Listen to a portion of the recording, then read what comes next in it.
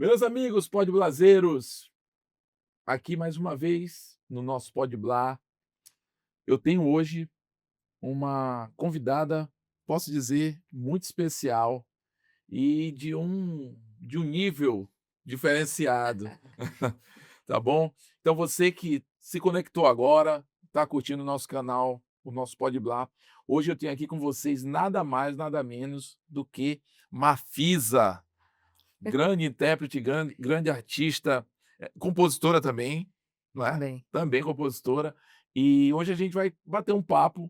Hoje eu estou aproveitando a estada dela aqui na nossa cidade e roubei ela um pouquinho para o nosso Pode Blá, que eu não podia deixar de aproveitar essa oportunidade. Mafisa, seja bem-vinda. Muito obrigada, Silvinho. E que bom que você está aproveitando a minha presença, porque eu até tenho isso num poema e numa canção, né? Você podia aproveitar mais de mim, eu tenho tanto para te dar, meu coração de sótão, meu olhar de cobertura. Nossa, É, é teu? é. Vamos ver que a Esquina da Saudade começa com esse tema. Que legal. Mafisa, primeiramente eu queria já começar te agradecendo, né, por esse tempinho. Eu sei que você está meio corrida aí, né, Eu que agradeço, viagem, eu que super e agradeço. e você acabou esticando um pouco a sua vinda por causa para atender o meu convite aqui do Pode Blá.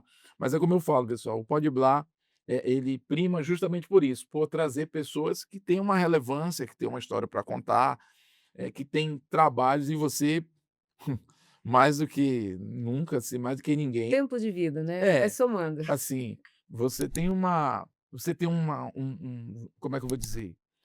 É um ativismo, você tem uma você é muito ativa no sentido de do movimento cultural, no sentido de buscar fazer. Eu quero dizer assim, eu sou um artista que participo, sou do movimento, mas nem sempre eu sou ativo no sentido político, no sentido, de correr atrás das coisas, né, enfim. Mas você já tem um pouco esse viés, uma importância diferenciada nesse Eu sentido. não sei nem se uma importância, né, Mas é mas importância é sim, eu uma acho é que uma é algo que eu preciso fazer, é algo que um quando eu chamamento. quando eu percebo, eu já estou fazendo, né, e quando eu me percebo, eu falo: "Pra que que eu fui inventar mais isso? Eu já estou fazendo". E aí não adianta que já depois que a gente é picado por essa mosquinha de que você, né, tem a um instinto. Como se fosse um chamado natural. É um chamado natural, mas eu digo, às vezes é uma coisa que você depois fala: "Nossa, mas cara, eu poderia ter deixa que tem quem vai fazer". Só que muitas vezes, em que eu me envolvi em buscar algo no sentido para a coletividade, é porque eu tive muita ajuda no Rio. Então eu percebo que eu peguei muita coisa pronta, que alguém brigou, que alguém conquistou e eu pude me beneficiar. E aqui também, seu pai é testemunha, né, quantas vezes ele divulgou a gente, quantas vezes ele incentivou e quantas Diga-se de passagem, pessoas. ele era um admirador e Sim, e eu considerava muito dele. você. E eu dele. Todas as vezes que eu vinha, ele divulgava, ele comparecia.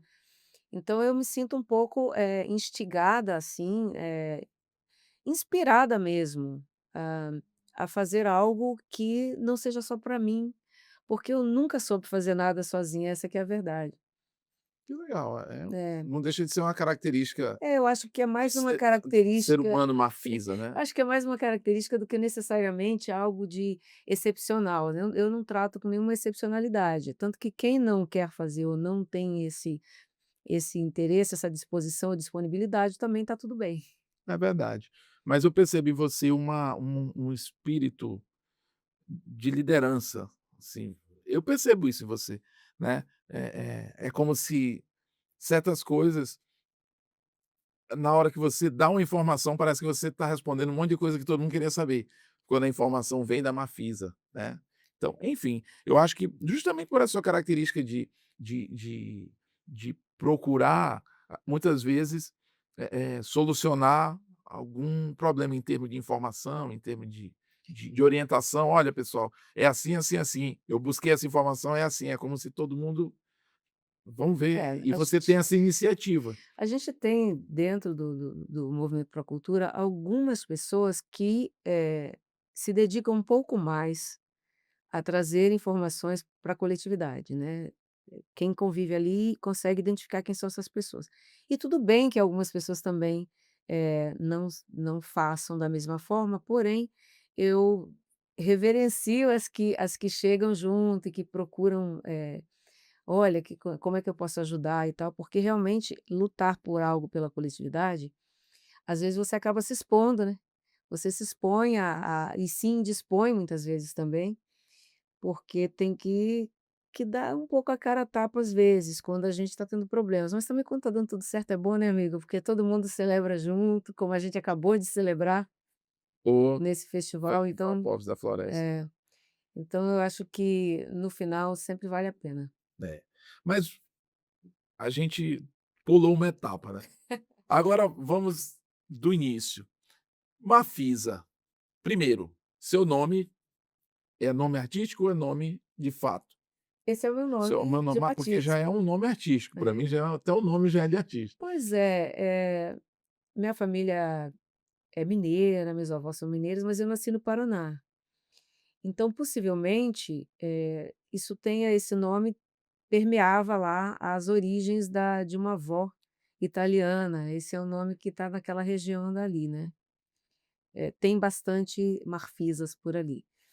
É um nome Então, bonito, possivelmente tem essa origem, eu não sei exatamente a origem. mas vem do rumo da Itália, não podemos dizer assim. Acho que sim, né, Eu acredito que mas eu passei a acreditar nisso, porque um dia eu estava numa fila de um show no Hipopótamos, no Rio, quando dei meu nome na lista de convidados do show, uma moça saiu lá de trás da fila, veio na minha direção e falou: "Na minha família tem 9 Marfis", eu falei: "Como assim?". que é isso. Ela falou: "É porque vem uma homenageia a outra e a família tinha uma descendência italiana", eu acho que vem daí essa minha ideia, né, apesar de que meu pai tinha uma mãe, quer dizer, de origem italiana. Entendi. Mas a família da minha mãe, a origem é de um lugar da África que eu ainda não sei qual é, mas eu já até comprei o teste de DNA, ele já chegou, eu ainda não fiz o exame, mas eu tenho essa curiosidade de saber. Legal. Você falou que nasceu no Pa Nasci no Paraná nasceu no Paraná. e vim para Rondônia com 5 anos de idade. Isso, então, conta pra mim, Sou rondoniana como foi mesmo. que você veio parar nessas paragens do poente, como diz o nosso hino?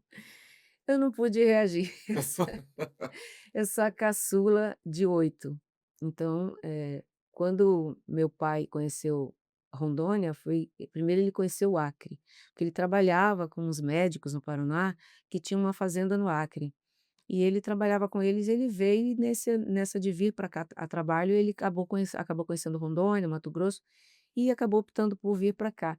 Era uma fase de ditadura militar, era uma fase que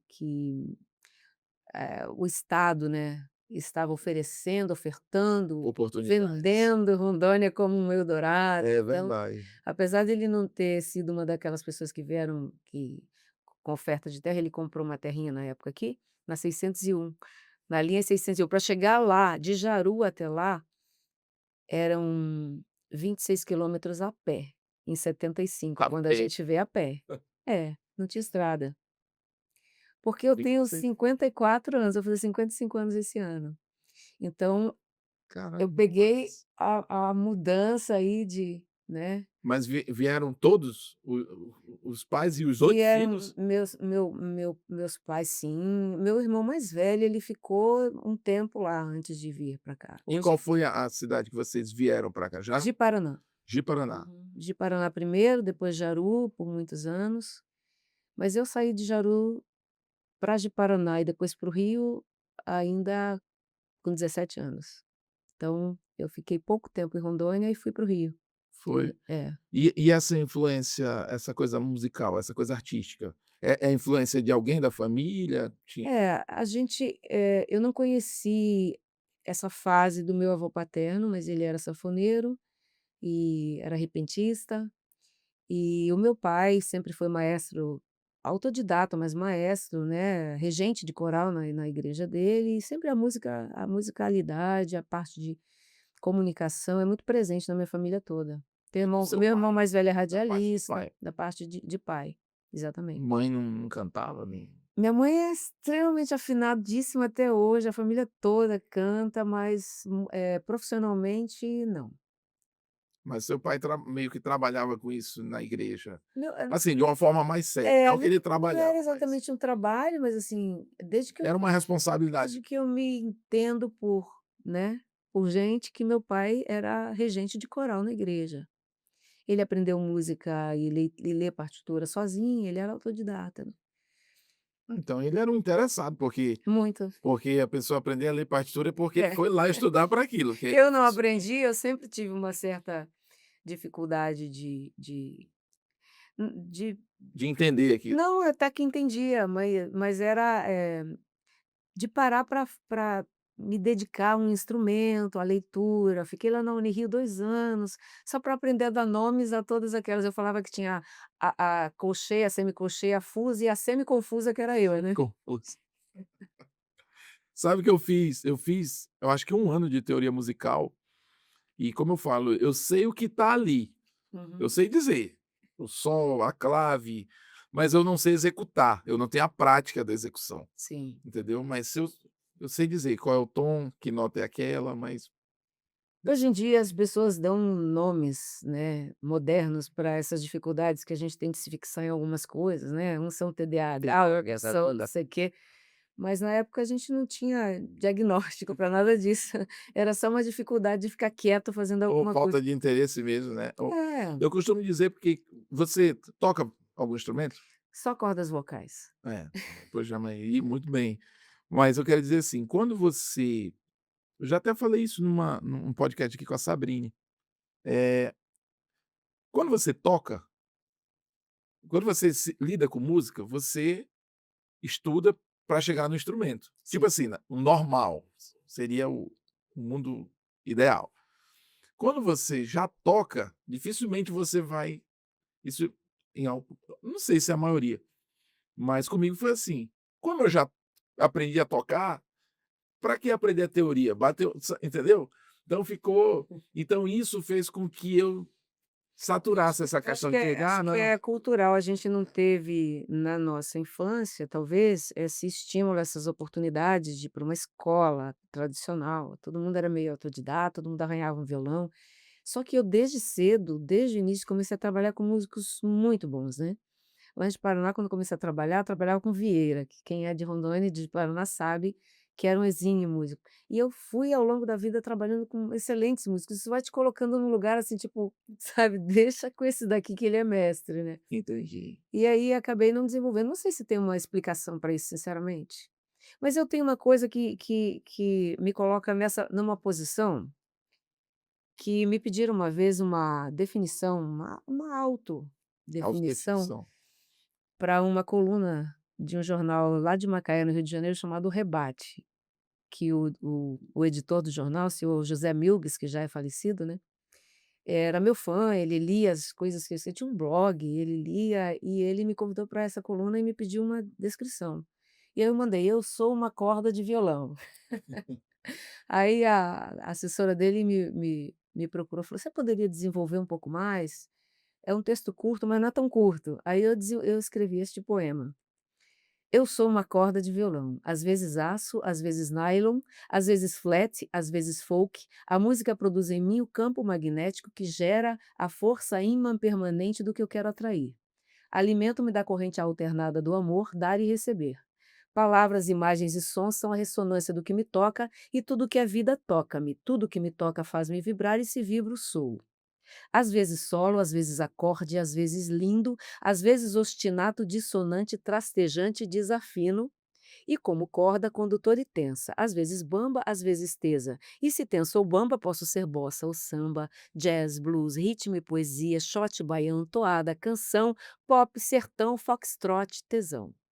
Se difícil me encontrar, prossigo no talento com a ajuda dos amigos que a vida me trouxe no vento. E quanto mais anos de vida, mais amigos e mais amores a vida me dá, amacia o que é áspero em mim, ampliando minha capacidade de suar. Se quebro, todo músico sabe o que isso significa. A natureza encarrega-se de substituir por outra de mim mesma no mesmo tom, aprimorada, porque afinal o que importa é não perder as propriedades sonoras e a capacidade de afinar. Na corda bamba da vida, vivo, tensa a tocada, vibro e se vibro, sou, o show da vida não para.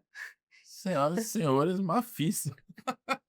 Cara, que lindo isso. E depois disso me pediram para dá para reduzir? Eu falei: "Agora eu não consigo".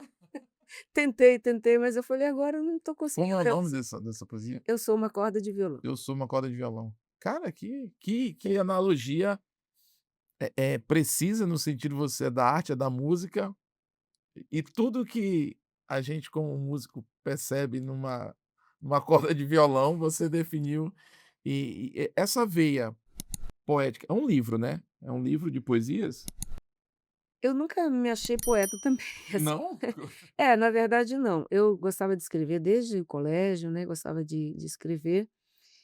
Sou virginiana, então sou muito crítica, muito autocrítica, chega a ser uma doença isso. E eu achava tudo ruim, jogava fora, até que uma professora, acho que na sétima série, a professora Isabel, lá de Jaru, ela me deu uma nota 10 numa dissertação e fez altos elogios aquilo, e eu comecei a olhar com mais carinho, Boa, acreditou. comecei a olhar com mais carinho, mas foi só muito tempo depois que eu, de fato, comecei a escrever. Quando eu voltei para Rondônia, eu não pensava, porque eu estava trabalhando no mercado fonográfico, eu estava trabalhando em gravadora, estúdio de gravação, e eu não estava, vendo perspectiva nesse mercado. E então eu fiz um apanhado das coisas que eu tinha escrito, das coisas que eu tinha no fim fui me olhar, né, de fora, assim, um pouquinho de fora. E acho que foi o Binho, eu estava falando com o Binho: "Olha, tem um edital da Seja o Céu aberto, você se inscreveu e tal?" Ele se inscreveu, ele falou: "Por que você não se inscreve?" Eu falei: "Não, é porque é para fabricar, né, para livros, para Esse fabricar processo que iria discos". dar origem a esse material. Ah, Exatamente. E eu não tenho nada pronto e tal. Mas aí eu comecei a olhar com calma para os poemas, acabou que eu coloquei 55 poemas aqui, alguns deles e tu são já tinha parado ali? que tinham, né, E tu não se guardados. considerava E aí, alguns deles viraram canções, né, com parceiros que estão nesses 2 álbuns aqui. cara, que legal. Mafisa, Made in Coração, Sim. top esse nome aqui, show demais. Eu vi um show seu no Teatro Guaporé, não sei se foi ano passado ou se foi ano atrasado. Cara, um show muito bonito, eu não sei qual desses 2 trabalhos você estava na época divulgando, ou se era algum apanhado, independente desses trabalhos, mas, eh, eu percebo em você uma raiz, você a minha mãe costuma dizer que existe cantor e existe intérprete. Hum. Você é intérprete, Sim. né.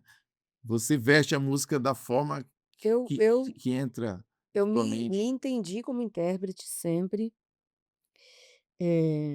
só queria cantar as músicas dos outros, só queria, assim, antes mesmo de me ace de aceitar essa coisa de que eu componho, porque eu não eu escrevo eu já até tenho músicas que eu fiz a letra e a música, mas não a maioria eu tenho parceiros, né. Então, quando eu gravei meu primeiro álbum, eu cheguei no estúdio do produtor, do Guti Carvalho, lá no Rio, e cantei logo 5 músicas do Gonzaguinha. Caramba, Ele falou assim: "Mas você tem que escolher". Aí eu fui escolhendo vários, mas era Belchior, Nando Cordel, Geraldinho Azevedo, Edinardo, não, o sarrafo era e aí ele me deixou ele falou: "Não, você escolhe uma de cada um". Aí eu escolhi Gonzaguinha para abrir o disco, escolhi algumas outras, né, que ponto eu de gra interrogação não, dele. olha, eu achava que Se Me Der um Beijo, Ah, eh então cantar Gonzaguinha, era uma coisa que eu cheguei lá e Caminhos do Coração, Alô, Alô Brasil, sabe, eu já queria cantar tudo, né. E e aí acabei, escolhendo uma única música para abrir o disco. Esse é um disco que ele não está nas plataformas digitais, porque foi feito numa fase pré, né, esse ambiente todo, então ele não tinha as autorizações necessárias. entendi. Então eu falo que o meu disco de intérprete, ele me colocou, como técnica em direitos autorais, né, cuidando dessa parte de formalização de projetos, que é o que eu venho fazendo desde 2002, né.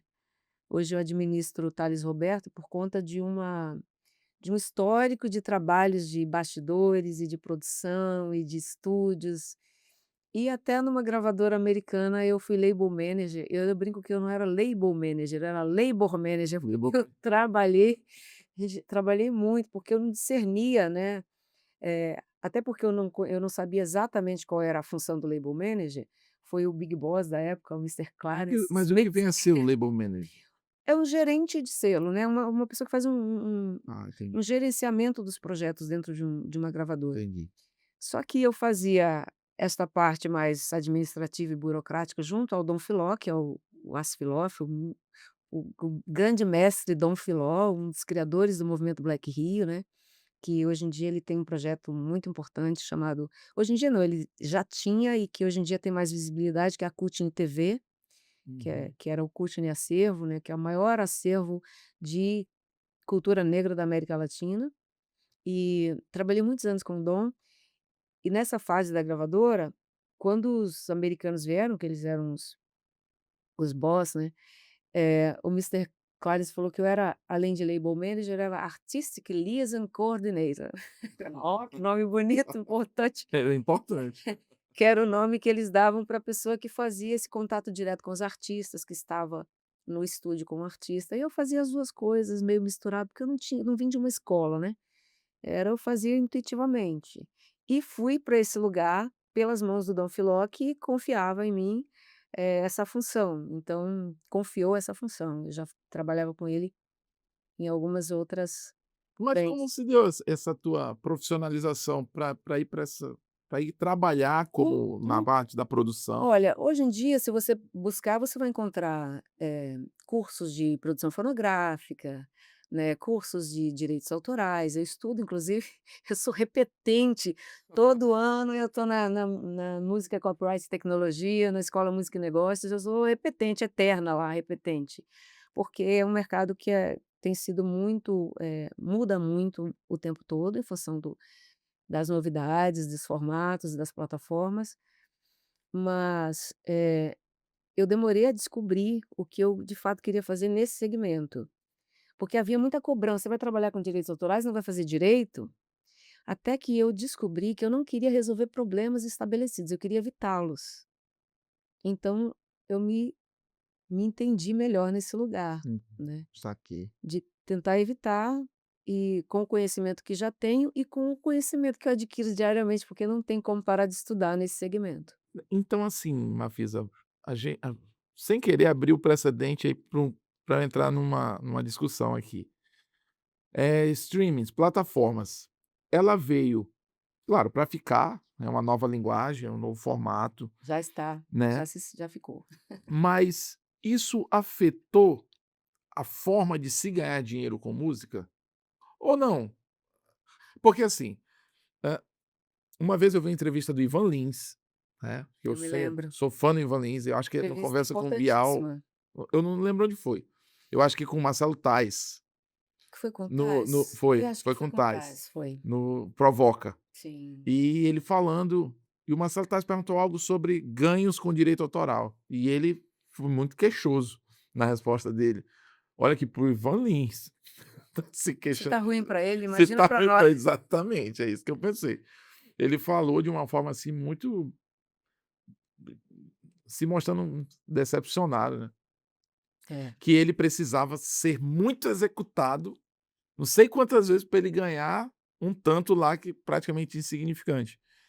E eu já assisti um filme que fala sobre a história de uma dessas plataformas, né, que na época, como retrata no filme, foi polêmico, justamente porque o cara ia lançar uma plataforma que expunha as obras sem a pessoa ter comprado, algo nesse sentido. Então, e eu vejo alguns depoimentos de pessoas, né, eu mesmo sou associado à Abramos, tenho a carteirinha de compositor, tenho um é. sou filiado. E tenho meu repertório enviado, os ISRCs da minha música, do meu primeiro álbum, tenho todas os Muito outros. bem. O segundo álbum também, eu acho que só tem um álbum que eu não fiz isso ainda, dos que eu já gravei, só tem um desses que eu não fiz. Mas eu sempre me liguei nessa questão de, tipo, se um dia der certo, eu já tô amparado nesse sentido. Mas, enfim, eu tô fazendo essa narrativa para vir aqui o questionamento. Eu tô abrindo para o direito autoral com relação a esses formatos de hoje. Eu acho que o que está muito errado, e não é todo mundo sabe, não é novidade, é a falta de regramento, né, então é uma legislação específica de regramento para as plataformas, digitais todas, plataformas Seja todas. quais forem. É, redes sociais e enfim. Essa demora no regramento, mas existe um desconhecimento também das pessoas, até da classe artística como um todo, em relação a esses mecanismos, a essa hierarquia. Então, eu não vejo como uma coisa ruim. Eu acho uma coisa excepcional você ter a possibilidade de estar com o seu trabalho em todo em todo o planeta, É, né, isso é fato, ela permite disponível. isso. Porém, é preciso que haja regulamentação para que esse regramento jurídico possa estabelecer parâmetros, mas como tudo, o mercado determina e vem depois As adaptações as adaptações, àquilo. porque é sempre o mercado quem dita a regra, né. Então sim, está demorando, demorando muitíssimo, né. Então, É, depois de uma década de questões que eu não quero nem entrar nelas aqui. Espera-se que estou falando uma década, mas já tem mais. Espera-se que esse regramento venha, né, até para que haja um pouco mais de poder de barganha entre os criadores e as plataformas que distribuem na partilha, porque é justo que quem tenha a estrutura tenha um ganho, mas as coisas, chegaram, a um ponto em que realmente está muito complicado, né. Então assim, para falar por alto, tá, desse complicador, você deve ter visto aí na imprensa que existe uma disputa bastante desleal entre o criador, né, humano e a inteligência artificial. mais essa ainda atualmente, né. Não tem mais essa, então assim, eu não acho que seja ruim, eu só acho que a demora em se estabelecer Regras regulamento, para aquilo, né. regras para que essa partilha seja clara e transparente. E que não fique um lado só explorando, ganhando, sem repassar os direitos, é que precisa ser revista. E isso Verdade. não é um problema da nossa legislação, é um problema de regramento das novidades, das novas plataformas, É né. porque E uma adaptação, obviamente, que isso vai impactar uma atualização da nossa legislação. é, realmente, porque o mundo evolui. Sim. O que o que precisa acontecer é as adaptações àquelas novidades que vão aparecendo, né. Enquanto essas adaptações não acontecem, é porque existe o interesse das big techs, as famosas big techs, e o lobby político trabalhando em favor dessas plataformas, né. Então, nesse sentido, talvez seu amigo ou mesmo o Naldo ou mesmo o Ivan Lins tenham razão, dessa percepção de um baixo rendimento e de como é complicado você disputar espaço em plataformas onde já são extremamente sobrecarregadas e que agora ainda tem que lidar com as músicas feitas mais rápido do que se faz uma pizza, né, É verdade. sendo distribuídas. E a sensação que dá, Mafisa, nesse sentido, eu falo como artista, como produtor cultural, eu produzo arte, Sim. né, na minha música, a impressão que dá, olhando por esse contexto, é que o pequeno vai ser sempre pequeno, é como se para eu romper uma barreira hoje, eu sou artista, eu estou no meu terceiro álbum já, enfim, tenho ali uma história, uma carreira, mas hoje em dia, você às vezes aposta mais em algo pontual que possa viralizar, do que na própria qualidade do seu trabalho, né. Então, eu acho que hoje tá muito focado não só na questão, como é que eu vou dizer, da canção em si, mas a estética, ela tá muito na frente da situação, né. É o mundo instagramável. Então assim, isso faz com que a gente que, não estou dizendo que eu sou melhor, que eu sou pior, mas as pessoas que focam mais, sei lá, na poesia, na letra, no arranjo, né, parece que sai atrás na corrida, porque existem certas, é como se às vezes parte do mercado fonográfico parece que eles aceitam mais aquilo que tem um apelo maior, não tanto aquela introdução Mas eu acho que trabalhada não na é nota, o mercado fonográfico, eu acho que o é o público, povo, é o porque hoje em dia a relação é muito direta, né. Você falou sobre, a gente falou sobre IA, sobre as novas ferramentas e legislação, eu peguei uma resposta recente da Paula, que é a Paula Novo lá do ECAD, uhum, em que ela diz que o seguinte, que o ECAD tem uma nova ferramenta da família ECAD Tech CIA, captação e identificação automática, que foi desenvolvida pela gestão coletiva em parceria com universidades de ponta, eh, porque a pergunta que o colega estava fazendo era sobre, se por acaso o ECAD teria uma ferramenta, tipo um Shazam para fazer identificação, de ele ia detecta, detectar, né. aí ela dá essa resposta dessa ferramenta nova. Então assim, quem lida com arrecadação da execução pública, no caso o ECAD, as sociedades arrecadadoras, né, eh, estão sempre correndo atrás de melhorar, o Sua alcance, capacidade capacidade de gerenciar gerenciar, essas execuções. que deve ser um desafio também para eles Ah, enorme. claro. E nós nos acostumamos a falar mal do ECAD, né. Eu acho que todo o Brasil se acostumou a jogar pedra. Então, É verdade. eh Própria classe, né, a própria por desconhecimento, que até hoje é um desconhecimento bastante grande, né. É claro que eu também não estou aqui defendendo e nem defendendo o que é errado, mas pensando no que é bom para a coletividade, que é ter, a gente quer ter ferramentas, né, que cada vez mais as ferramentas são indispensáveis, né, para fazer gestão. Não tem como você gerenciar de nenhuma maneira, na mão, analogicamente, é, o que acontece hoje. Então a gente precisa então quando eu vejo alguém que fala: "Vou tirar o intermediário", eu fico pensando: "Mas a gente pode até diminuir determinadas intermediações, né, com transparência, com regramento, mas não tem como você tirar todo mundo, porque como é que você vai fazer essa conta, né?" é verdade. Não dá mais, né. É. Eu não estou dizendo, Nunca deu, na é verdade, verdade, não mas, estou dizendo que a Mafisa tem essa coisa de explicar às vezes, né, porque não tem como. E assim, alguém não tá enten alguém não você é da Abrams, né, eu fiquei na Abrams 20 anos ou mais. não para da Sicam, eu sou da Brás, Sim. era da Sicam. Eu fui para a UBC recentemente, porque o Thales já estava na UBC quando eu assumi o contrato de gerenciamento do repertório dele, em 2020, junho de O 2000, Thales você fala o o Thales Roberto, cantor gospel, o cantor gospel? o melhor do mundo. Eu não quero mais viver Gente, longe de o casa. Thales não pode dizer que ele é acima da média, eu posso, ele é. Não, o Thales agora As que eu pessoas assisto ele as tá pessoas fogem de as pessoas fogem dessa discussão, né, porque foi prepotência, ele não pode dizer que ele é acima da média. Deixa que eu digo, ele é acima da média. você é o que você falou dele, Eu no caso, administra alguma coisa assim? eu administro o acervo Ah, tá.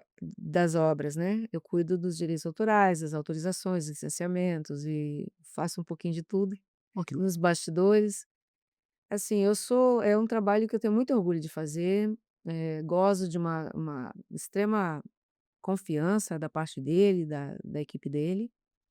Eu já conheço o Thales desde antes dos sucessos. ele era do Ele era vocalista do Jota Quest, então daí Black conheci. Vocal. Era vocalista lá, backing vocal, e eu era backing vocal de um artista no Rio chamado Kenzo, e eu fui fazer um show com o Kenzo num circuito lá no Rio Grande do Sul, e a gente estava num show de Vacaria, que era a abertura do show do Jota Quest. E tinha uma parte do show que o Kenzo saía para trocar de roupa e eu e a Luz Pedro, que é uma cantora do Rio, a gente ficava fazendo Coração Partiu no palco, Ah, legal. porque a gente ficava lá enquanto era só um intermezzo para o Kenzo trocar de roupa. Aí a gente estava lá Tiritas paste coração partia, quando eu olho para trás está o Thales e o Play. Eu quase caí do palco, né, porque eu imagino o Thales e o Play, né, os melhores backings do mundo, vocalistas, né, do Jota. E aí no final fica aqui, vamos lá, então não sei o quê, a gente: "Não, a gente tem que ir", a gente foi embora, só que depois no final nós estávamos no mesmo hotel, e na portaria do hotel, o Thales pegou o violão e ele era um evento, todo lugar que eles chegam. Então dentro do Jota todo mundo cantava as músicas dele, autorais.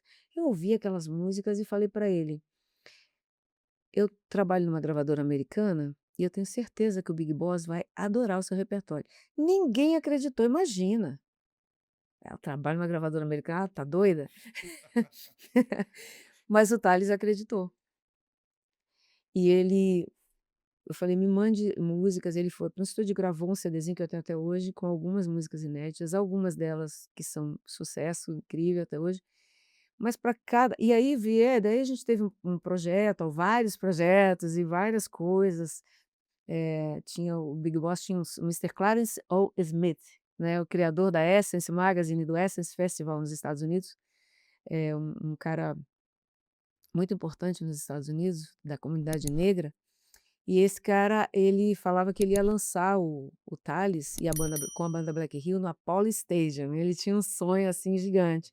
Foi um projeto que, se encerra ali em 2006, não teve continuidade, né.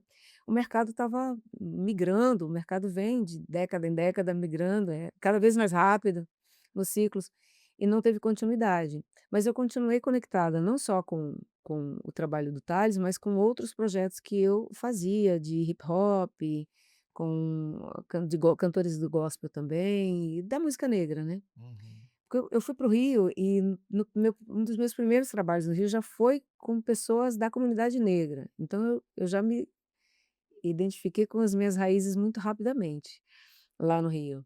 E eu precisava ter essa vivência, porque eu não tinha nenhum letramento, da minha descendência, da minha afrodescendência. Não tinha, né. E eu consegui um pouco através dessas vivências lá. E aí nesse meio de campo aí de fazer várias coisas e uma hora eu estou no palco com um, outra hora eu estou produzindo com outro, eu fui aprendendo algumas coisas. E acabou que dentre as muitas coisas que eu fiz no caminho, nos bastidores, eu me interessei sempre muito pela questão dos direitos, muito, desde o início.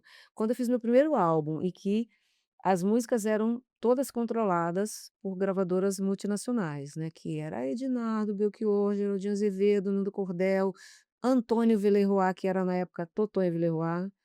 Talvez eu tenha sido uma das primeiras pessoas a gravar o Antônio Villerroy, porque eu gravei em 97, 96 e foi lançado em 97.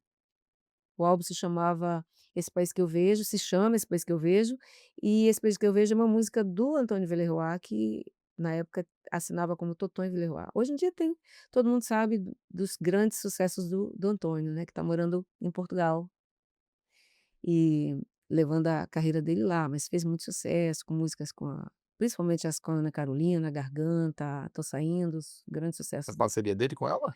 Não, é dele. Ah, é dele? É. Ele se chama Antônio Villerroy.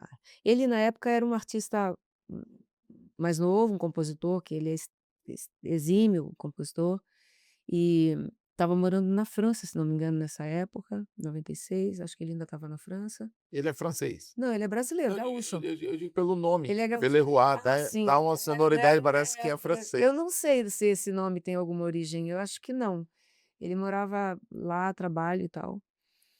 E era, assim, dos compositores menos conhecidos, foi ele, o compositor menos conhecido. E eu gravei todos os que eu já cantava na noite, né, os meus ídolos.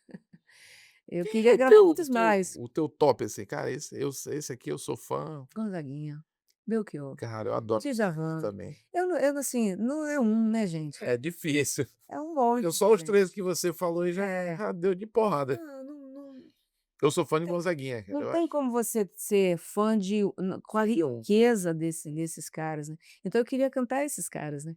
Então nesse eu acabo indo me interessar pela questão dos direitos, porque foi uma coisa que meu primeiro disco foi pago, né. Então, eu fui lidar com essa informação do clearance, que é um serviço que eu presto hoje em dia, né, que é de você quer gravar músicas agora, por exemplo, acabei de sair de uma reunião com o Fabiano Barros e com o Rafael Rogante. Uhum. Eles precisam de repertório controlado para um longa que eles estão fazendo. Então eles foram se reunir comigo para falar: "Ó, a gente vai precisar de um repertório assim assado e tal".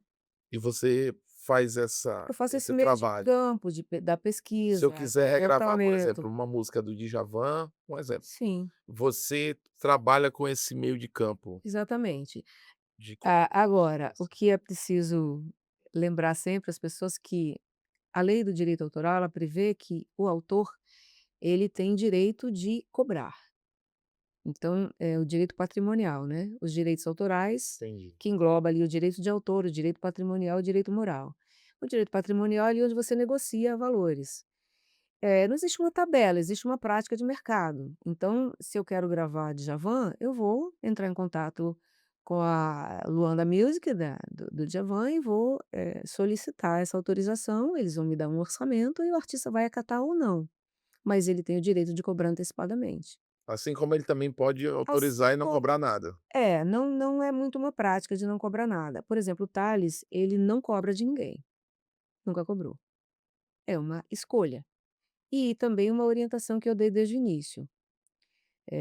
Você tem outros caminhos para se remunerar, Para arrecadar, né. para arrecadar. E ele entende que a música dele é, digamos assim, um presente divino que ele recebe Ele essa tem uma meio informação. que uma função Tem uma espiritual, né, função, diz tem uma função e ele também, como se fosse um serviço que ele reputa está isso. prestando Ele espiritual, não sei explicar. é, Mas religiosamente falando, digamos que independente da religião, né, porque ele não nunca se colocou assim muito como uma pessoa religiosa, né, ele é pastor, mas hum, ele é pastor, hoje ele ministra numa igreja, a maior igreja dos Estados Unidos, que é a Lakewood Church. Ele já trabalha lá desde 2020. Nos 2 primeiros anos ele trabalhou lá voluntariamente, porque ele queria trabalhar lá, considerava um chamado, né, até tem um mini documentário onde ele conta essa história. Pegou a pandemia toda, lá chegou lá, fechou as portas dos shows, que era, o ganha-pão dele, ainda é, né. E então ele se reveza, ele fica 15 dias, de 15 em 15 dias ele vem ao Brasil cumprir uma agenda e retorna. E tem sido extremamente bem-sucedido depois de 7 anos de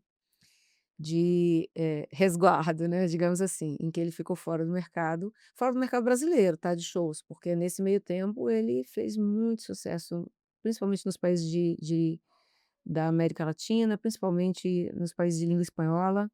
e assim, né, você quando a gente fala de Thales Roberto, tipo, é um cara diferenciado. Ele não é qualquer um. O Thales cantando é uma energia que eu posso até dizer que eu nunca vi um artista cantar com a energia que ele canta, né. Ah, Ultimamente eu tenho, até me preocupado, né, com o volume das agendas de shows, porque você voar de Houston para o Brasil e no mesmo dia fazer show e estar em São Paulo num dia e no Pará no outro e em Minas no outro e ficar fazendo preciso de muita energia, mas ele é muito disciplinado, sabe. Ele é muito disciplinado, muito focado e vive 100% para isso. Então, é a família, o trabalho e então ele tem muita energia física e muita disposição que eu olho, assim, dá um cansaço até de ler a gente, você fala: "Nossa, no réveillon tem 2 shows, é, aí nesse dia aqui tem 3, nossa, é uma agenda bem complexa, pesado. pesada". Mas que ele faz com grande energia e prazer e todos com muita entrega. Eu não quero ficar aqui puxando A a sardinha. sardinha para um artista com o qual eu trabalho e que é meu amigo pessoal, não, e que eu tenho grande admiração, não, porque qualquer um que queira, saber dessa história vai entrar nas redes sociais do Thales e vai ver que eu não estou exagerando nem um pedacinho, É, né. não, O que eu ia falar que ele nunca se colocou nesse lugar exclusivamente da igreja, apesar de ser uma pessoa da igreja, ser um pastor e tudo, porque ele sempre quis cantar para todo mundo, e ele tem conseguido isso. O show da semana passada no Rio de Janeiro, eu até liguei, 5 horas da manhã, mandei um áudio, falei: "O que que aconteceu aqui hoje? Que foi isso?". Ele falou: "Você viu? Até a Globo foi lá". Eu falei: "É, pois é", porque realmente ele conseguiu foi onde o atingir show? no Rio de Janeiro. Não, mas o local lá, sabe dizer? Na Apoteose. Eh, então é um volume muito grande hoje de pessoas em vários países, e principalmente no Brasil, ouvindo e cantando esse repertório do Tati. Tem uma curiosidade sobre esse trabalho que eu faço com ele, porque numa fase em que a gente esteve muito próximos, né, que eu morava no Rio, e ele foi muitas vezes para lá, por conta do projeto com os americanos, com o Dom Filó, a gente compôs algumas músicas. Eu sou a pessoa que tem mais parcerias com o Thales na história. Dá para fazer um álbum, né, só com o Thales Almeida. Nunca pensaram não nisso? Não nós 2, porque a gente está em segmentos bem distintos, mas e também, obviamente, que são estilos bastante distintos. Mas Claro existe pra você. nesse álbum aqui, no Made in Coração, Hum. a música Made in Coração é uma música dedicada a ele. Assim, humildemente, né, fazendo uma reverência a na verdade, esse disco todo foi dedicado aos cada música tem um um muso ou uma musa inspiradora, dos meus amigos, né, que eu e tem Dútica em tudo, né, gente, vocês já repararam? É Dútica na Capa? capa, é Dútica no encarte, porque depois que eu conheci o Dútica, eu não quero mais minha cara em lugar nenhum. É muito mais bonito um Dútica, não é não? Vamos combinar? É Ó, verdade. é Dútica para todo lado, ó.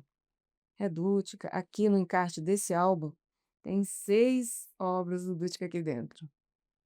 E eu tô com a minha bagagem pronta lá na casa do Bardos, para voltar para Jaru. Tive que comprar uma bolsa extra hoje para levar os presentes, que são telas do Dútica. Então aqui, ó, é Dútica. Só na fotinha minha lá no Cadê final. essa menina? Ah, que lindo. Sempre é incrível. Ó, a intervenção do Dútica. Todas essas flores e borboletas aqui. É Dútica. Tem Dútica em todo lugar, tá, gente. Flávio Dútica, vai lá no Instagram dele. Olha, que coisa Ele é incrível. fera demais. Então, assim, é muita gente, muito assunto, porque eu estava falando das músicas que eu fiz para o Thales. Então, Made in Coração, uma vez o Thales chegou lá no Rio, a gente estava fazendo um projeto e ele não tinha nunca ele viu um prisma na janela da minha casa. E ele ficou tão encantado vendo o brilho do prisma, parece uma criança encantada com aquilo, eu achei aquilo curioso. E eu escrevi um poema chamado Prisma. E aí depois esse poema se transformou na música Made in Coração. Para sua casa nova, talismã, para a janela dela, prisma, para você que eu amo tanto, todo o tanto do encanto do maior que há. Eu te quero e sou sincero, te desejo toda sorte na vida, para toda a sua vida, para curtir a melhor parte, amor e música, música de amor e arte, para a arte que é tão vasta, construção. Depois você Sim. escuta. E é uma parceria com uma Made in Coração. Made in Coração, uma parceria Que é o com nome do disco, do sim, álbum, né. que é uma música em parceria com uma artista gigante carioca, a Sara Bentes, que ela tem uma deficiência visual e ela transformou essa deficiência visual numa coisa incrível, porque a Sara ela cria, eh, eu não te deixo perguntar, né, amigo? Não, não. A Sara, gente, Sara Bentes, procura a Sara Bentes lá no Instagram e siga, porque a Sara, ela cria tantas possibilidades, sabe, que desafiam a falta da visão, né, que é incrível. Ela dança, ela faz trapézio, ela toca piano, ela escreve, ela é a voz do Waze, ela é a voz das urnas, ela é a voz de tudo. A voz do metrô do metrô? Acho que não, do metrô não, é da Waze. É a A voz que você ela fala, a é voz a mesmo, o voz, áudio a ali voz, uau, a voz que você do vai programa. escutar na Alexa, é a voz dela. Sim, E que é da Alexa. Eu falei Waze, né? você falou isso, É. esse que é um É programa porque é de tipo um porque GPS, é né. porque, o meu GPS tá perdido de tanta coisa que a Sarinha faz, viu, Sara? Não fiz, agora tá. Legal. O Procultura, como surgiu isso? Eu já ó, você tem uma bagagem muito grande, né. Eh eh, Você vem desse berço já musical de casa, o seu pai, você falou que o irmão era radialista, então Ele é ainda. ainda é, né.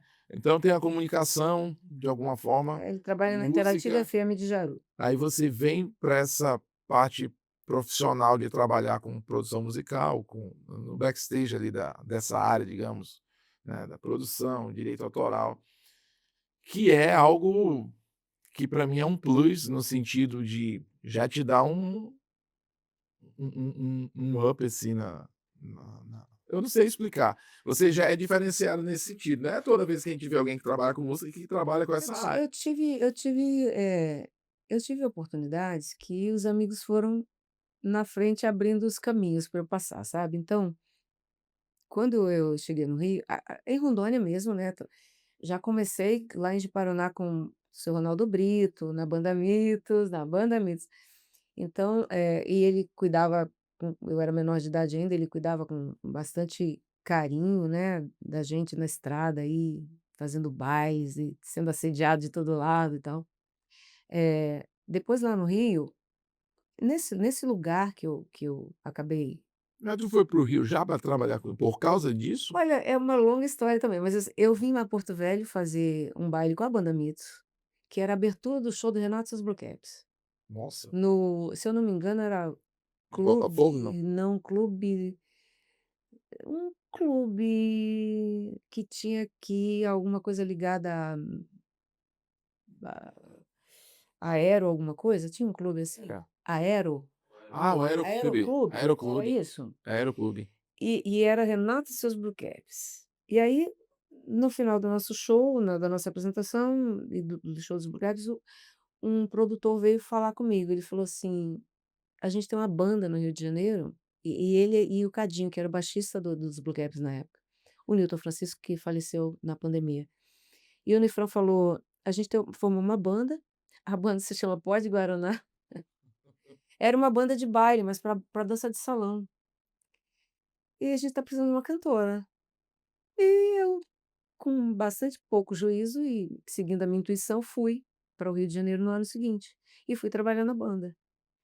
Então, ali aí eu comecei a conhecer Começou o muitos network gringos, ali. cheguei lá, o Chico Chagas e o Fininho, né, no caso, o Tito Freitas, que daqui de Porto Velho, já estavam lá, e eu fiquei fazendo algumas coisas lá. Então, ao mesmo tempo que eu estava no Catete, tocando num baile com a banda, eu ia fazer bossa nova no Vinícius Pena. Fiquei muitos anos no Vinícius Pena Bar fazendo bossa nova.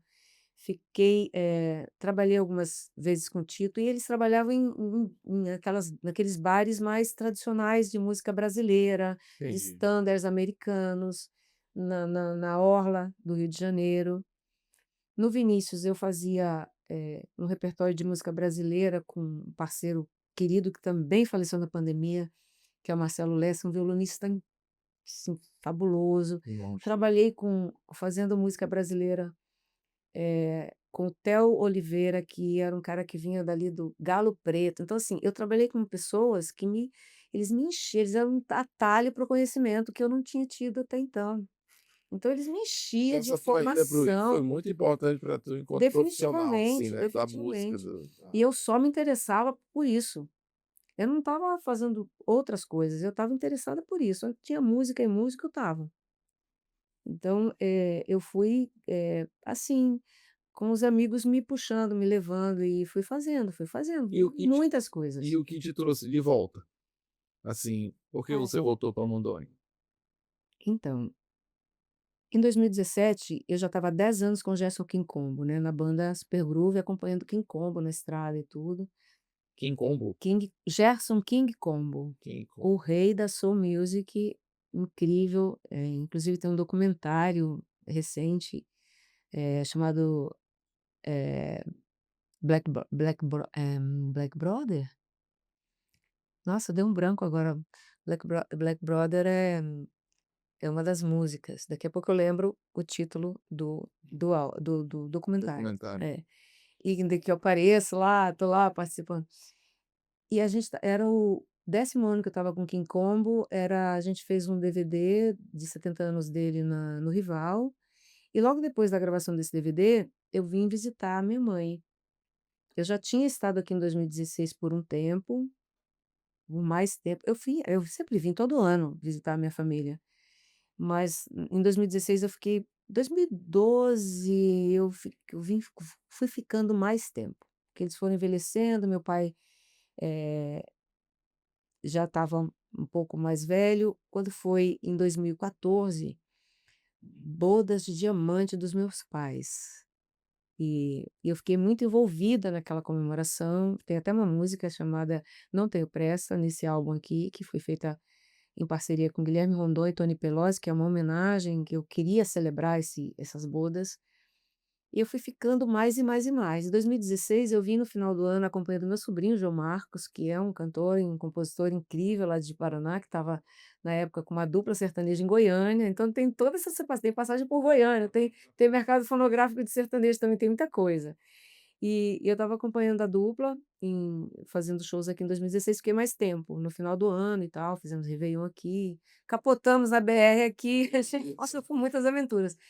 E aí eu retorno para o Rio, a gente fez esse documentário do Gerson, e também tinha um convite para a dupla fazer testes para um musical chamado Dois Filhos de Francisco, que eles foram convidados por perfil, né, pra aparência, semelhança física e tal, com o Zezé de Camargo e Luciano, né, Uhum. Dois Filhos de Francisco. Então eu fui ficando no Rio meio presa nesses compromissos, mas já de olho aqui em casa, que a minha mãe já não estava muito bem. Minha mãe, ela tinha um pré-diagnóstico de Alzheimer desde 2013, né, quando do falecimento de uma neta dela, minha sobrinha, que a gente começou a ver uns sintomas. E aí em 2017, em junho de 2017, meu irmão falou: "Volta porque a minha mãe não tá bem". E eu vim pensando assim: "Vou ficar 90 dias". Ficando muito. 90 dias, assim, vou ficar uns 90 Vou dias, esticar mais um vamos pouco. fazer uns exames, vamos no médico e tal. Quando fez um ano que eu tinha voltado para ficar esses 90 dias, eu entreguei o apartamento lá, eu me desfiz das minhas coisas, um amigo foi lá Quando fez 1 ano. quando fez um ano. No dia que fez um ano eu percebi, falei: "Nossa, tem um ano que eu tô aqui". Aí eu fui ficando pela saúde dos meus pais, e assim com uma tranquilidade, com uma clareza de que tá tudo certo, Uma resiliência. graças a Deus, não sei o que que é. É Deus, sabe. Você tem uma paz fazendo o que precisa ser O que feito, precisa ser feito, é verdade. que preenche toda a saudade. Não fica um remorso, Não, fica não, as pessoas falam: Você tem saudade do Rio?" Eu falo: "Tenho saudade dos meus amigos e tenho saudade do mar", né, que eu ia do religiosamente. reduto lá, assim. Tu morava onde? Onde é que era? Você tem tempo? Você tem tempo? Porque eu morei em Ipanema, eu morei na Barra, eu morei em Copacabana, eu morei em Vila Isabel, e eu morei muito numa região que eu possivelmente, se de fato o que eu acredito estiver certo, eu já vivi lá em outra Ah lá, outra em outra em outra reencadernação, que é ali naquela região de Santa Teresa, Glória, Lapa, lá Peixe, perto ali. porque ali, eu tive 6 endereços. Porque quem mora de aluguel, você está morando no lugar e tem algum problema, ou muda, o valor fica exorbitante, ou você tem uma dificuldade. E eu fui ficando e sempre buscando estar naquela região. Você viu a velocidade com que eu peguei o mosquito. Eu tô sagaz, hein? Pá, tipo, E ela pá, conversando aqui, pô, contou, tá. Eh, então eu fiquei muito naquela região ali, por um tempo. Na Barra eu fui quando eu fui gravar o disco, eu fui para ficar uns meses também de gravação e fiquei, sei lá, 4 anos, assim. tu estica as suas viagens, né. Estica as viagens, porque eu vivi mais tempo no Rio do que em qualquer outro lugar. Eu já fui quando eu fui para o Rio a passeio, eu fiquei na Lapa. Sim. E ali eu descobri, eu falei: "Cara, acho que eu já vivi aqui em outra época". Mas agora eu fui para tocar, eu fui para um Todo projeto. preto chega lá e tem esse É. sentimento, né, porque a gente se vê em casa, né. Nós inclusive o Bira Sim, foi comigo, a Nara da dança, sim. né, a Nara Teixeira. Foi uma turma daqui boa. Nós tocamos num evento no Rio Centro, era um evento de turismo muito grande, né, inclusive ano passado eu fui 2 vezes, em menos de um ano, assim, eu fui 2 vezes para o Rio. E cara, toda vez que eu vou no Rio, parece que eu estou indo a primeira vez, que eu me encanto como se eu tivesse indo a primeira vez. Eu me assusto, com a beleza. É a Não é? presença da nossa ancestralidade é muito forte lá, né. Aqui é É. muito mais misturado, então a gente tá tudo muito mais, assim, tem mais os Aqueles guetos, né. exatamente, E aqueles lá não. centros, os bairros que a gente vai com é comum, prédios antigos, Hum. parece que tem uma história entranhada na parede das coisas, eu É. não sei. E tem. E tem a questão de Ipanema, aliás, Copacabana, que foi onde eu mais fiquei, assim, às vezes que eu fui lá foi em Copacabana.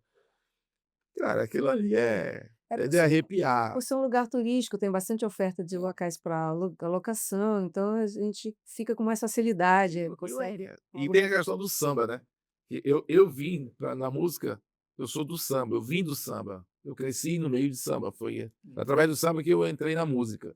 Carnaval, samba, samba-enredo, desfile de escola de samba, fantasiadinho, samba de carnaval. E hoje, enfim, eu ainda trabalho com carnaval. Sou músico, MPB, pop rock, tudo, mas o samba tá ali na minha, né. Me envolvi demais com o povo do samba também, É, porque a black music, ela não tá ela é irmã, né, do samba. Então o King é de Madureira, eu trabalhei com a Velha Guarda da Mangueira, com a Velha Guarda do Salgueiro, participei inclusive da gravação de um DVD da Velha Guarda, eu dos sou Portela, já fui não, Portela todo mundo é. Zona Todo Norte. mundo é. Portela e Mangueira meio que de lei, né. É igual Garantido e Caprichoso, né. É. Você escolhe um, mas no fundo você acha que os 2 tá tudo certo. Eu vou te falar uma coisa, Mafisa, a última vez que eu fui no Rio, inclusive eu falei com meu filho sobre isso, um dia desse.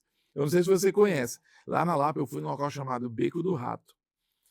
Cara, É de lei. aquele lugar ali, eu falei: "Se tem um lugar mais legal Não conheço. no mundo eu não conheço", porque no dia que eu estava lá, sabe, uma sensação, inclusive o Bira, a Ju, esposa do Bira E eu ligando estava para vocês nesse dia, foi, e ligando para o amigo, o Juracy também O estava lá com a Micael gente, o Micael, que tem um estúdio ali no Beco do Rato, e eu ligando para ele, falou: "Olha, meus amigos estão aí ligando para o Bira, Bira vai conhecer o Mica", tentando fazer poxa. pontes. "Sai daí, Bira, se você andar mais 2 ruas para frente, você vai lá na casa com Mas a música". saí de lá naquele dia. Ele falou: "Tá muito difícil". Eu falei: Você tá pertinho da escadaria Selarón, do lado, um pouquinho do lado você vai encontrar a Casa com a Música, que é o sindicato dos compositores, vai lá conhecer o Toninho". E ligando para o Toninho em estúdio: "Ó, fiz estou no estúdio aqui, tá não sei o quê". Aí quando ele me ligou, já no outro dia, ele falou assim: "Marfi, seus amigos foram É o embora?". Toninho compositor que fala? Ou O não Toninho Toninho Gerais? Vilas, Ah, não, tá. Toninho Vilas, O Toninho Gerais nesse dia estava no Beco que do é o Rato. presidente do Sindicato dos Compositores do Cara, Rio de Janeiro, que é o mais antigo do país. ele estava o Toninho Gerais estava lá, Sim, tá todo mundo o com CPF. Beloba eu olhei, eu não sei se você conhece essa turma, o Beloba, Com certeza. que eu olhei, eu falei: "Eu estava aqui tomando uma cerveja e de repente eu olhei uma roda de samba e o Beloba tocando". E eu cresci com meu pai falando no Beloba, eu vendo fotos, vendo vídeo. Falei: "Cara, É o Rio de Janeiro Toninho Gerais, proporciona, sim, aqui é um né. bar aqui do lado, eles estão aqui do lado tem outro bar que tá tocando samba também", e cara, é E eu e diferente. eu Foi e uma eu das tentando resenhas tirar mais vocês, resenha da minha vida. e eu tentando eu ligando para o Bira, né, "Bira, Bira, você tá no Beco do Rato? Então Bira, você precisa conhecer o Mico. Bira, vai lá no E sindicato". o Birigue não, E o Bira assim: "É que eu já tá de aqui tá bom. Eu lembro que teve uma hora que eu abracei o Bira, a gente na resenha ali, a gente se abraçou assim, eu falei: "Cara, é um dos dias mais felizes da minha vida, de resenha, de encontro artístico", porque aquele momento foi e é surreal, cara. e é Isso recorrente, né, então é, essa é diferente. O Rio de Janeiro é esse volume de possibilidades que o Rio oferece realmente, né, pega a gente, é. né. Mas vamos lá, o Procultura, agora aí você vem para Rondônia Sim. e acaba tendo um certo protagonismo, acho que tu já vem com essa tua bagagem já 2016, quando, fiz uma agenda de shows para os meninos, era uma dupla, né, João Marcos e Tauan. Tauan tá lá em Goiânia ainda. O nome dela é Jenny, é um dos sucessos do Tauan. Um dos sucessos dele com os parceiros. Um dos sucessos do João é Você Perdeu o Cara Errado, Cristiano Araújo, mas ele tem mais de 30 canções aí gravadas. João, a tia tá puxando o saco não, tá? A tia acha você talentoso mesmo. Tem uma parceria nossa aqui, chamada Quimera, minha e do João, que a gente fez na pandemia. E nessa época, a Tem gente música com Cristiano Araújo? Que o não, a gente gravou uma que música gravou dele. dele, chamada Perder o Cara Sou uma Errado. fã do Cristiano Araújo. É, e Gabriel Diniz também gravou, Fruta vida, cheio de fé. Henrique e Juliano, tem umas duplas que gravaram músicas do João. E ele mora de Paraná agora, tá lá fazendo psicologia, tá no penúltimo Meu sobrinho. é. E aí nessa de vir pra cá com eles fazendo show, eu sentia falta da conexão entre os músicos, porque eu queria pra falar com o músico, ele falava assim: "Deixa eu ter que ligar para o fulano de tal lá em Vilhena, que aí ele fala com os outros, montar a banda e tal". E eu como produtora, eu achava esquisito não falar com os músicos, eu queria saber quem era e Entendi. verificar as coisas antes de chegar. E é assim, você traz uma dupla que não tem nome para vender num estado como Rondônia, você precisa ter uma banda de base em algum ponto. Não dá para você circular com todo mundo Mas colocou ponta a toda a ponta. equipe, a logística É, porque fica caro, e os cachês, né, os cachês não contemplavam. E aí tinha uma gig ali em Ouro Preto, ali de Paraná por ali, tinha outra lá em Vilhena e tal. E aí eu queria juntar esse povo, aí eu falava para o João: "Vamos", na época ainda era embrionário o negócio do grupo de WhatsApp. "Vamos criar um grupo, vamos falar", e a gente começava a falar assim. Até que um dia ele falou assim, eu comecei a perguntar sobre quem que estava na quem era secretário de cultura, quem era, sabe, técnicos de disso e daquilo. Ele falou: "Eu não sei tia, mas a Keila sabe". "Você conhece a Keila?". "Não". Ele me colocou em contato com a Keila, que na época era presidente da Fundação Cultural de Paraná.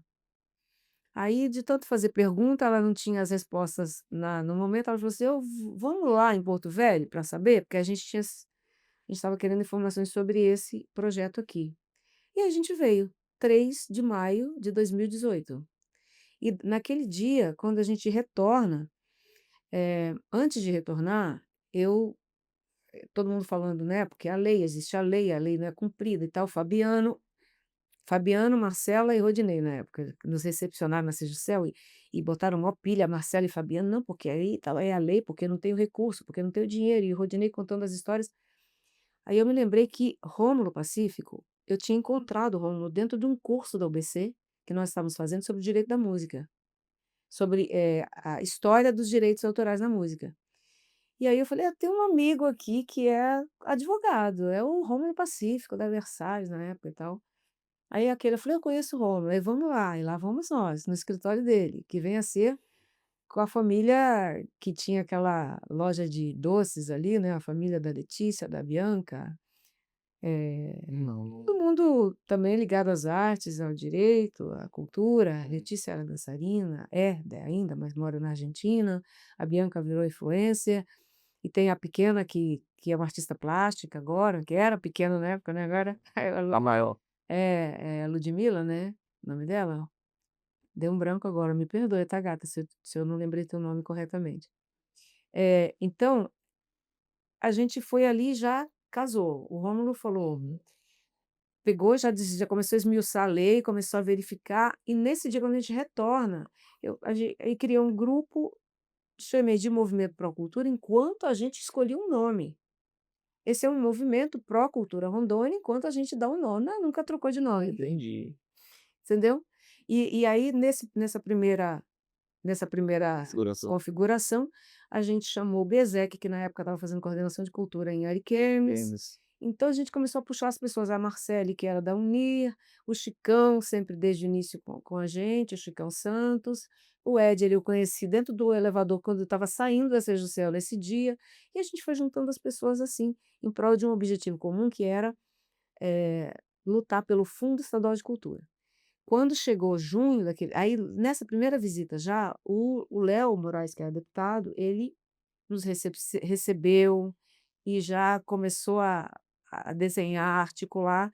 Em junho, uma audiência pública, 18 isso. em 2018, em junho, numa audiência pública, é é que então passa a valer o Fundo Estadual de Cultura, que é o FEDEC. Então, assim, houve muita discussão, e aí mesmo depois dessa, digamos, dessa validação de que vai se executar o fundo, ainda tem muita luta, muito chão de luta pela frente, porque aconteceram muitas coisas, a gente estava numa transição de governo, não sei se você se lembra, de sair Confúcio, ficou Daniel, e depois para ter eleições no ano seguinte. Então uma coisa que ficou clara para mim como movimento, é que tudo que a gente lutou desde lá e vem lutando, é a continuidade da luta dos colegas que já vinham lutando desde Bastante. sempre, construído tudo que a gente já tinha de conselho, de legislação e de tudo mais, para fazer valer até culminar na pandemia. Na pandemia, aí sim, quando nasce os comitês de cultura, virtualmente, como uma iniciativa de pessoas que se juntaram do Brasil inteiro para criar os comitês de cultura, e nesses comitês lutar pela Lei Aldir Blanc, Que vem culminar e f tal de e fazer, derrubar vetos e lutar mesmo, porque foi uma disputa acirradíssima num governo, sabe, extremamente anticultura, para dizer o mínimo, né. Em exato. que no segundo dia de mandato extinguiu o quê? O MINC, Ministério da Cultura. Segundo dia de mandato do inominável. Aquilo foi um choque, né. Foi, Foi foi. uma coisa assim que a gente Então ficou: "É sério?" criminaliza então com toda aquela tentativa do governo passado de criminalizar a cultura e começar nos criminalizando, e de falar coisas que, meu Deus, sabe, Ele insultava, né. insultos e É, assim, demonizar, né, o nosso fazer cultural, e tudo que diz respeito à cultura, pega num lugar que é muito sensível para a gente, que é a falta de conhecimento da população, da comunidade, de que são esses direitos, de que isso é constitucional, que está resguardado na Constituição, exatamente. o direito à saúde, Cultura, à habitação, à esporte, segurança, à cultura, né, que é um direito garantido, mas que é sempre muito questionado, e o primeiro lugar que alguém tenta chutar a canela é a nossa, a primeira coisa que é querem verdade. derrubar é o fazer Quando cultural. você precisa algum contingenciamento de verba, alguma coisa, a primeira pra onde que dá de tirar? Tirar. Já é verdade. Quando é a saúde, a educação, a comunidade, a população já tem um domínio sobre o que isso significa. Então, se faltar merenda escolar, se faltar material escolar, os pais vão logo bater cabeça lá, vão lá para a prefeitura, já vão exigir, que seja cumprida a lei. Quando é a saúde, é a mesma coisa. Quando é a cultura, opa, porque, as pessoas consomem cultura e não percebem que estão consumindo cultura. É verdade. E não dão o valor que devia, porque se eu todos os dias assisto televisão, consumo novela, consumo, filme, Vou no cinema. vou no cinema, mesmo quem não vai no cinema, hoje no streaming o cinema está na palma da mão o dia inteiro, né, e consome música, e consome arte, e que seria do mundo sem a arte na pandemia, né? E tudo é escopo da cultura. Exatamente, mas fica aquela ideia de que a gente não trabalha, de que a gente, não tem o direito que tem, Ganhar dinheiro fácil. é, A cultura ela é marginalizada. marginalizar É, e exatamente. criminalizada a comunidade cultural, né. É verdade. E a gente carrega esses não vou dizer que a gente carrega esse estigma, mas como você falou, muitas pessoas da sociedade civil, normal, vou dizer assim, opiniões de pessoas desse cargo, né, de quem estava aqui se referindo, que isso faz agravar mais ainda. Porque quando você tem, de repente, um representante que te acaricia a tua classe e tenta mostrar aquilo como uma coisa boa, a sociedade passa a ter uma mais fácil aceitação. Quando já vem dele a questão de Deprecia. depreciar, então isso parece incentiva todo mundo a pensar a mesma Olha, coisa, né. a gente, se enquanto que em 2018 a gente conseguiu uma audiência pública nos primeiros meses de vida do Movimento para a Cultura, no governo passado nós tivemos essas agendas sempre adiadas, negadas, proteladas, a ponto de até hoje não termos tido uma audiência pública para a aprovação, do orçamento da lei Paulo Gustavo, foi no apagar das luzes.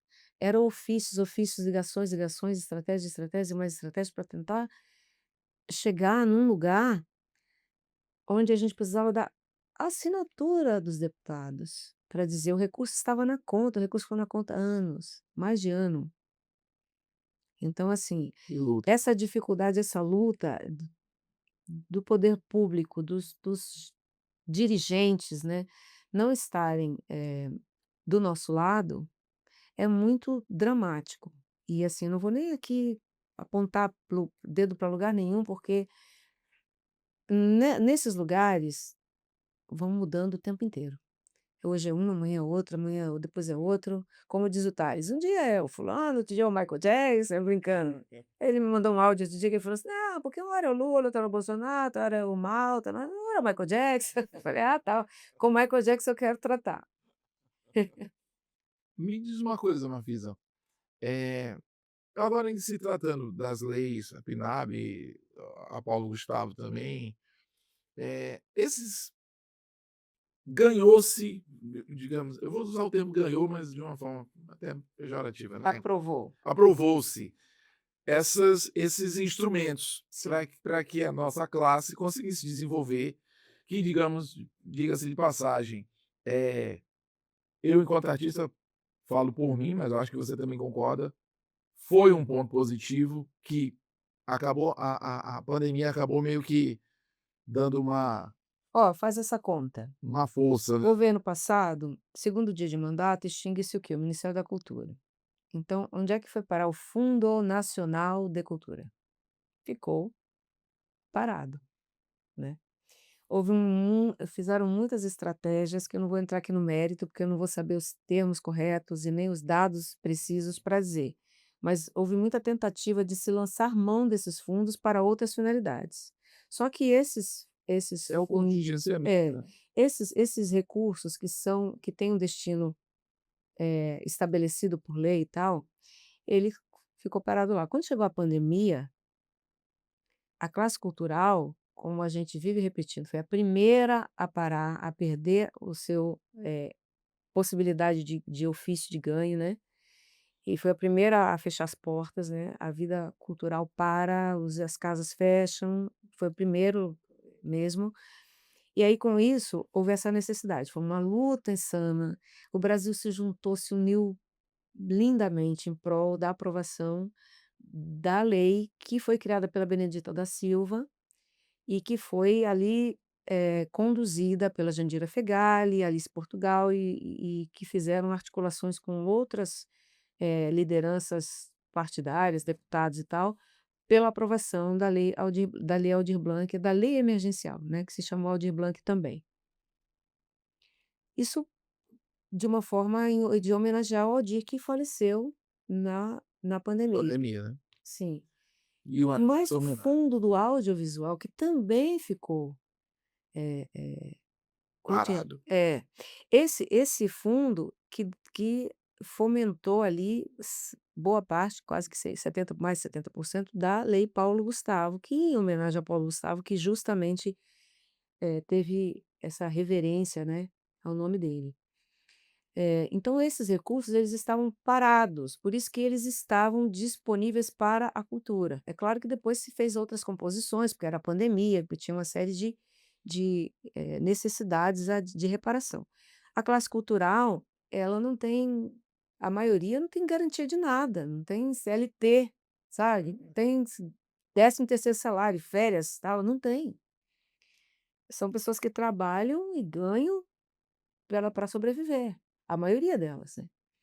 Ganhou naquela produção ali que eles É, estavam a grande maioria, porque quem tinha, alguma salvaguarda financeira ou um bem para se desfazer agora, teve músico vendendo instrumento, teve músico vendendo almoço para comprar janta, teve músico morrendo, teve músico se matando, teve músico doente, então assim, foi muito dramático, né.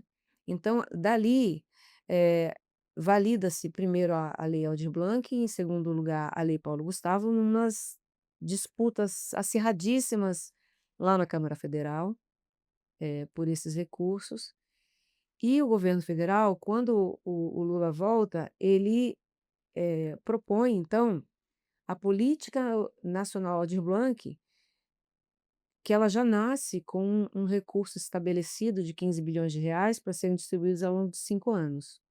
E muito recentemente, essa política que nasce, digamos assim, que você tem que lutar por ela ano a ano, não que a gente não tem que lutar, mas porque o orçamento não é o governo federal que faz, são os deputados que aprovam e desaprovam. Hum. Tanto que eles tentaram cortar, e cortaram parte do orçamento recentemente, né, em março, né.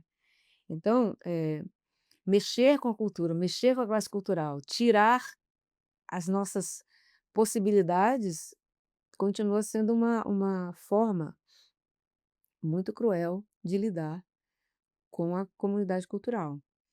E eu falo comunidade cultural, não estou falando nem artista, nem nada, porque comunidade cultural, gente, é o artesão, é o aquela pessoa que faz uma arte que não é grande escala, que não tem, não está nos palcos, ele está produzindo lá no ateliêzinho dele, na casa dele mesmo, tem muita gente É toda uma rede, que não não é todo só mundo não tem a visibilidade. Então, quando a Política Nacional de Blanc nasce, ela nasce pensando em tudo isso, em resgatar a cultura viva, que tinha ficado para trás, em resgatar esse fomento de forma continuada inicialmente e agora, mais recentemente, de forma perene. Eu sou muito ruim de datas, então não vou saber precisar, mas é tudo muito recente.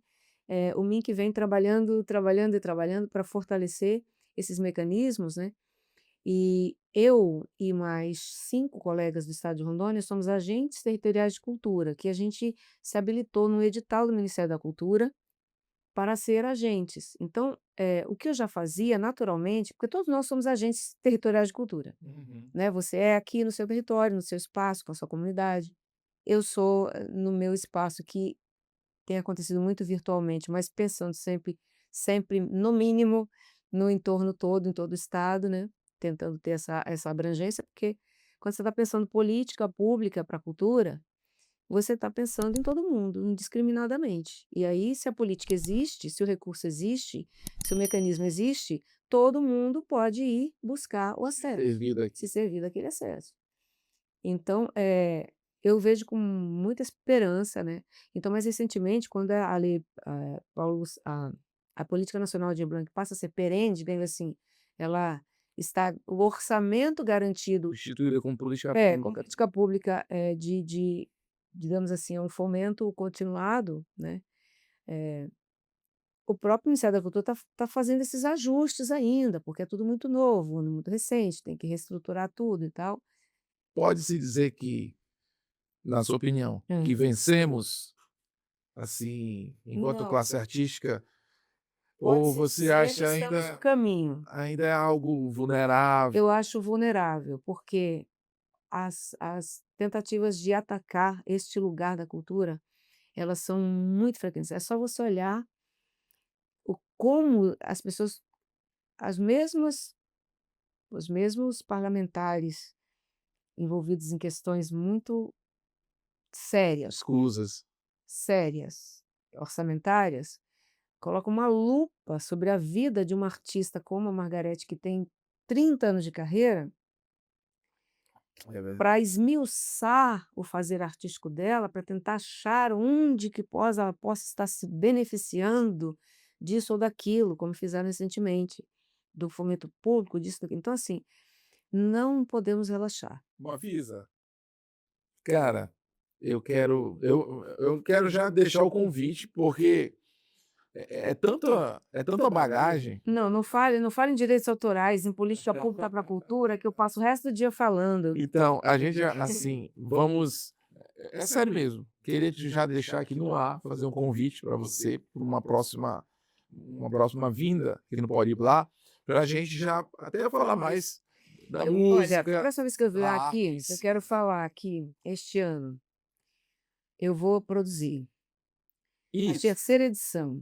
projetos, vamos lá. Eu vou produzir a terceira edição do meu projeto Música de Valor Sarau com Responsabilidade Social, que é um sarau onde o sarau é uma desculpa para a gente aprender sobre direitos autorais, formalização de projetos e mercado fonográfico.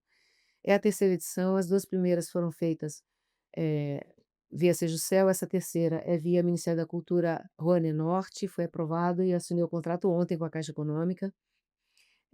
Eu vou realizar em 10 municípios e vou encerrar em Porto Velho, porque precisa que seja em Porto Velho, que é onde está o maior número de colegas com projetos distribuídos nas plataformas, com direitos que a gente vai ter que correr atrás e resgatar, porque tem muita gente que está com direitos meio, eh digamos assim, mal parados, né, precisa ser organizados.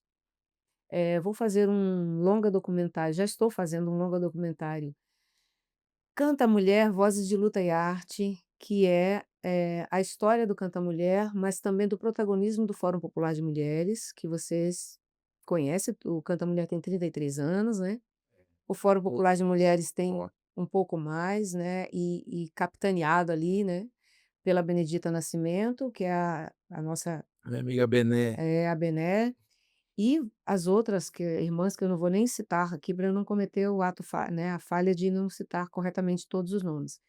Eu vou fazer esse documentário, eu vou fazer um novo álbum, que eu ainda estou patinando, eu não sei se eu faço um repertório só meu ou se eu faço autoral. vai ser autoral, mas eu não sei se eu vou fazer um repertório só meu ou se eu vou fazer um projeto que eu tenho, que é das composições que eu tenho com Tales, mas aí não seria só eu cantando. Interessante, hein? Eu tô aqui, tentando decidir. E tem várias coisas para produzir. Tem a banda Matuteu, tem videoclipes do meu município, do Marco e Márcio, que vocês devem saber, Marco do Swing Country, Márcio Flash Music.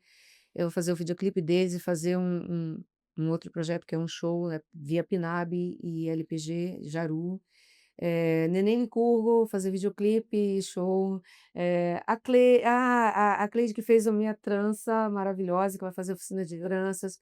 O Dútica, que está fazendo oficina, está começando essa semana a oficina Percepções, eh, Aonde? lá no Lago do Cunhã, que essa oficina, ele vai instruir as crianças na pintura, mas com um olhar sobre a poética, a poesia Amazônia. Então a gente estou trabalhando nessa seleção de repertório para que ele comece as oficinas. Está um pouquinho atrasado, porque Dutka ficou doente esses dias. Se cuida aí, varão. Eh, então ele foi para lá, para o lago hoje, tá de lá. Cadê meu banner? Cadê não sei o quê? Tá só me cobrando. Então tem tanto projeto que eu vou esquecer de algum, com certeza. E no meio disso tudo que eu estou falando, eu venho colaborar com os meus parceiros, faço questão de colaborar com o Fabiano, com o Éder. Fabiano vai vir, Ed O Éder não precisa de mim, que o Éder sabe vai vir tudo, aqui, vai vir os dois, já vão vir os dois. mas eu colaboro com a minha parte de direitos autorais, formalização de projetos. A banda Matuteu vai fazer a produção do álbum deles, é o primeiro álbum da banda. Eu estou à disposição de colaborar com todos os colegas que queiram colaborar. Ontem eu comecei a colaborar com o Mestre Bainha, eu tive uma reunião com a Ana e com o Chicão. Então, assim, com o Ernesto Mello, com como eu te Gente, avisei. Ah, eh, apesar dos muitos assuntos que a gente ainda tem para falar, e de eu não ter te deixado falar nada, não é. a gente está vindo de uma realização, não nossa, mas que a gente participou, né, que é o Festival dos Povos da Floresta. Então agradecer a Com Rio certeza. Terra, agradecer a produção pelo convite, pela oportunidade de estar com todos os meus amigos e que desejar vida longa para esse festival.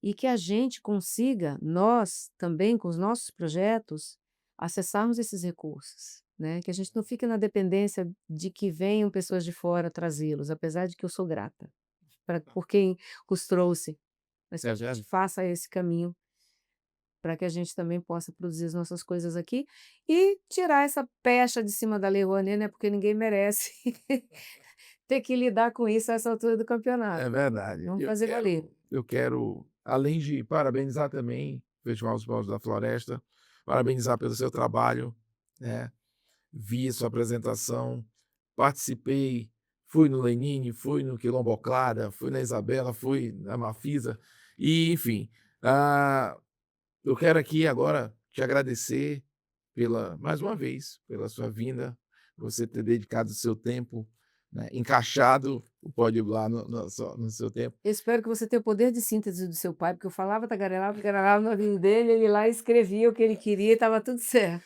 E assim, eu quero, falando sério, deixar um convite para uma próxima vez, né? Porque eu já sei que a gente precisa de um outro momento, né? Que Mano, aí a gente vai discorrer sobre música, sobre seus projetos, a gente vai ter falar mais sobre isso, mas o bate-papo foi um nível muito alto no sentido, quem está assistindo entende o nosso bate-papo ajudou a gente entender a questão de Leodir Blanc e Paulo Gustavo, movimento cultural, da luta que é, né, o o fazer cultural, o movimento pró-cultura que é ali começou ali, encabeçado por você, e esse foi muito construtivo nesse sentido, para as pessoas entenderem como que é esse movimento, para que as coisas aconteçam, não é só ficar esperando, né.